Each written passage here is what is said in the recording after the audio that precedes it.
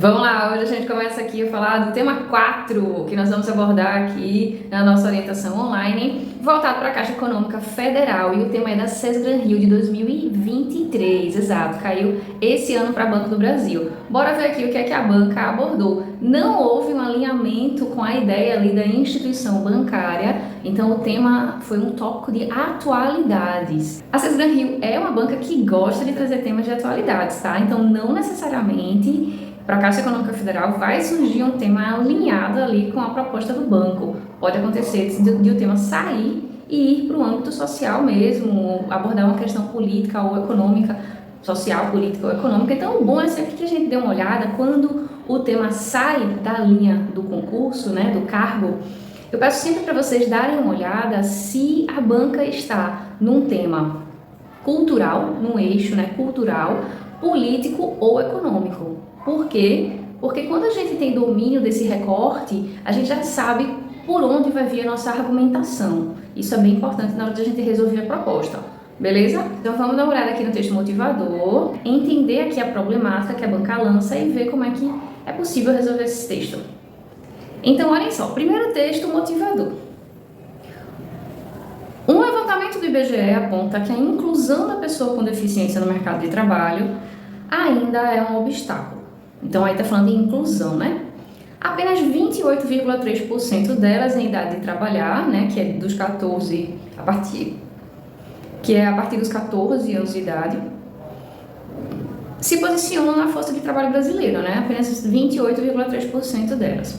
Entre as pessoas sem deficiência, o índice sobe para 66,3%. A desigualdade também aparece no nível de escolaridade.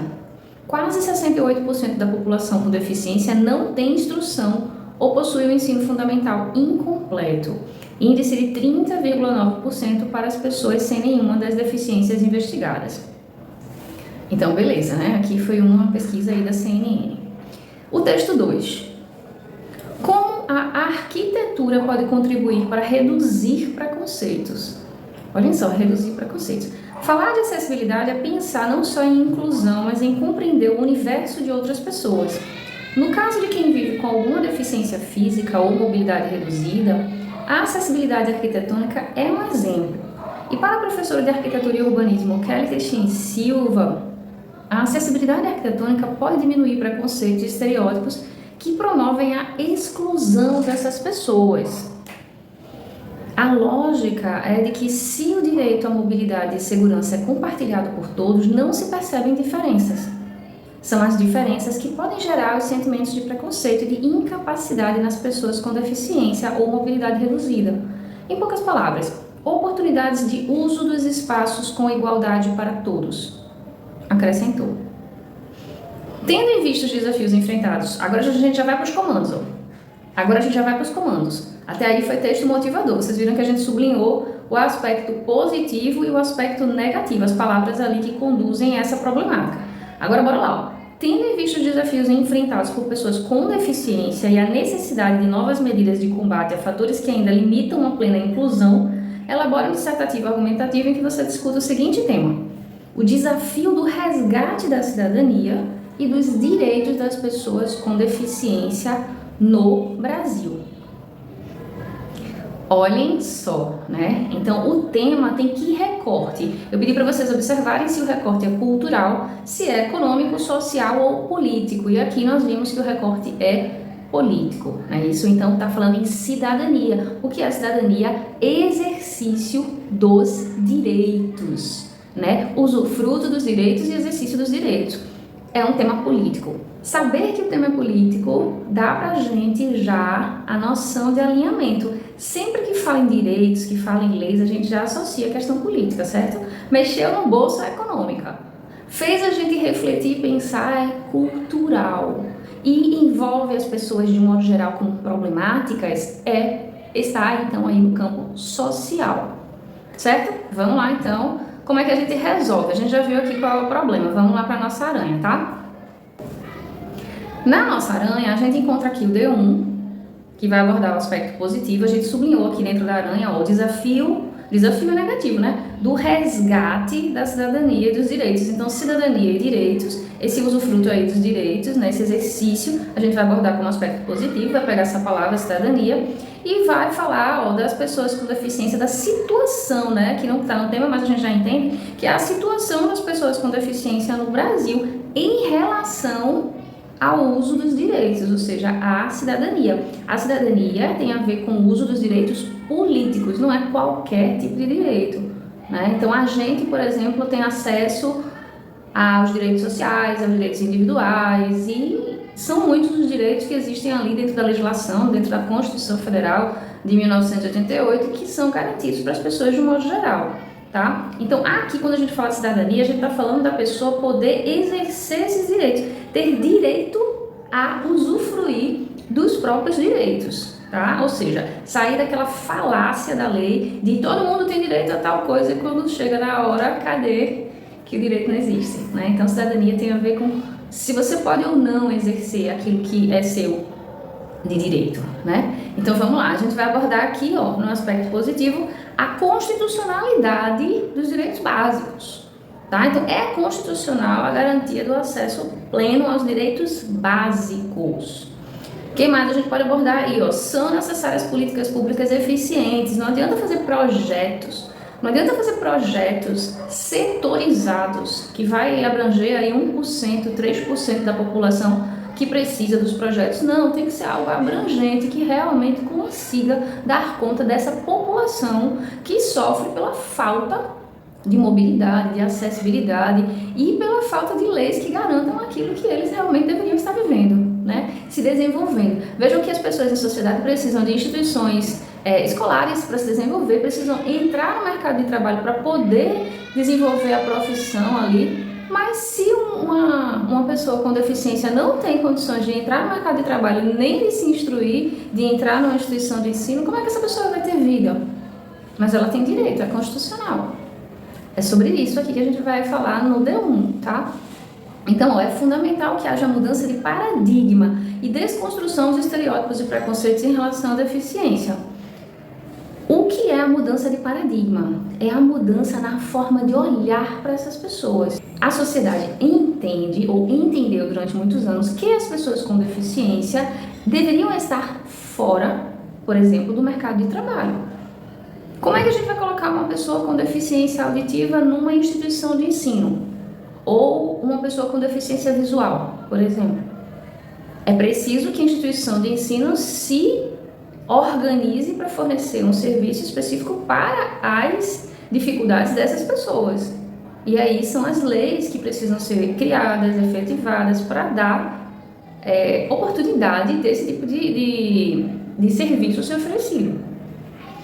Então, a mudança de paradigma é uma mudança de olhar. Quando a gente olha para essas pessoas, entendendo que elas têm habilidades, que elas têm propósito de vida, que elas têm contribuição para dar e que elas querem fazer isso, aí sim, as leis começam a se adaptar a essa nova população.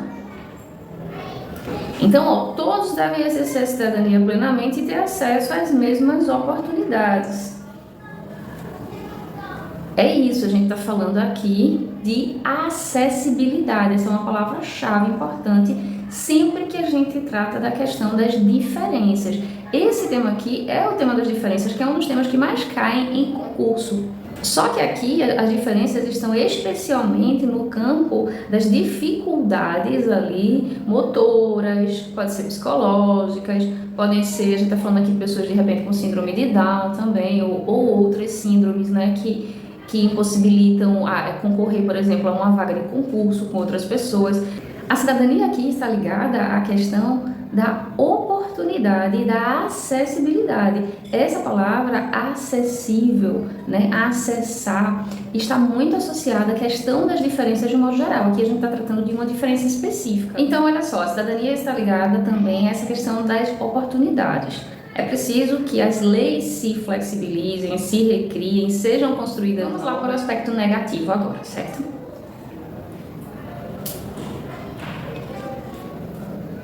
E no aspecto negativo, sobre o que é que a gente vai falar? Olha só. As pessoas com deficiência têm sido marginalizadas e excluídas da sociedade. A marginalização e a exclusão estão associadas a qualquer tipo de diferenças.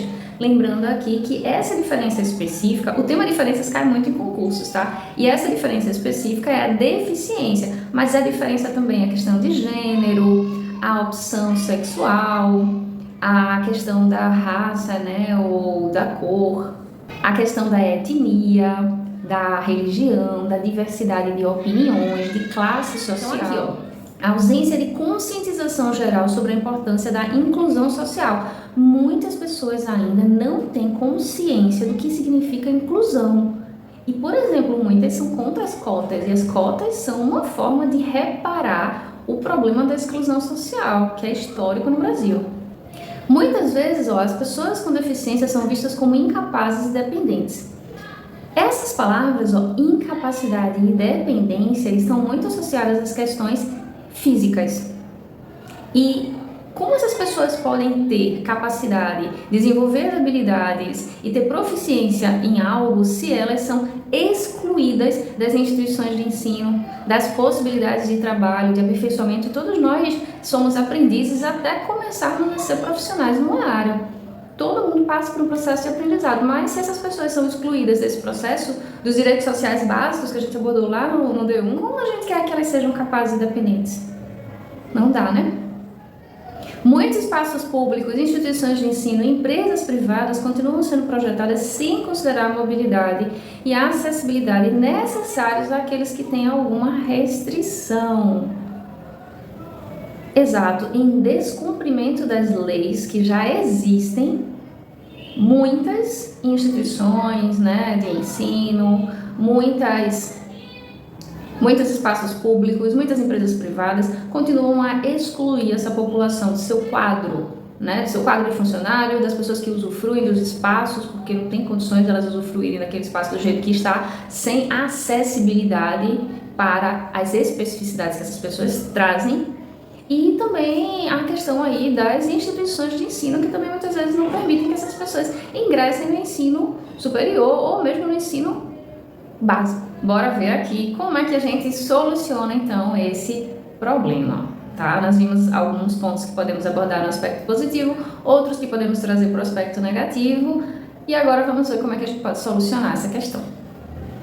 Olha só, lembrando, a gente não pode repetir lá, né, aquilo que foi dito no D1 nem no D2, e vamos lembrar da progressão aqui na conclusão. Palavrinhas-chave que não apareceram lá em cima e que tem associação com o que foi dito no D1 e no D2, a gente vai trazer aqui na conclusão, tá? Vamos lá.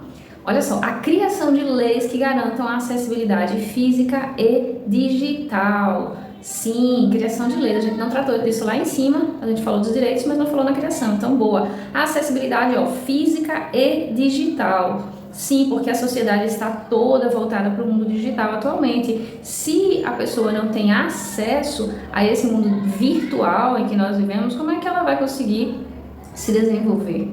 Né? Inclusive nas profissões, acessar os conteúdos, né? Nós estamos na era do conhecimento.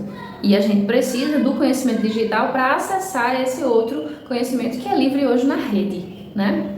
Então, ó, acesso ao mercado de trabalho e à educação inclusiva. Isso é muito importante, não é qualquer educação, a gente precisa de uma educação preparada para suprir as necessidades desse público. É uma educação que precisa incluir as pessoas nos setores mais básicos da sociedade. A importância da conscientização e sensibilização da sociedade sobre a importância da inclusão e do respeito às pessoas com deficiência. Conscientizar e sensibilizar. A gente não pode esperar que as pessoas, por si sós, consigam ter a ideia do que significa esse novo momento histórico. Preciso que hajam campanhas de conscientização explicando às pessoas o que isso significa, o que realmente significa o processo de inclusão. Mostrar para as pessoas que o Estado não está dando nada para ninguém, ele só está fornecendo o que é das pessoas e direito. Ele só está garantindo as possibilidades para aquelas pessoas. Apoio a iniciativas que visam a garantia dos direitos das pessoas com deficiência. O apoio da sociedade é importantíssimo nesse momento histórico que nós estamos vivendo, porque se a sociedade civil é a única capaz de mudar as leis, o nosso papel é muito importante nesse momento, porque se nós não tivermos a força para mexer aí nessa situação em que o Brasil está já há tantos anos de proibição dessas pessoas de existirem civicamente, de fazerem parte da democracia, né? De fazerem parte dos espaços da cidade, de terem voz. Se a gente não faz pressão, não tem como esses direitos serem garantidos. Sempre foi assim. Sempre uma parte da sociedade vai para as ruas, briga, faz manifestações e as leis são modificadas. É assim que as coisas acontecem, desde que mundo é mundo. Então, a participação social é muito importante quando a gente trata do tema cidadania. Fechou? A gente fica por aqui, então. Eu espero a redação, né, o quarto tema de todo mundo que está fazendo orientação online para a Caixa Econômica Federal, e a gente se encontra na semana que vem.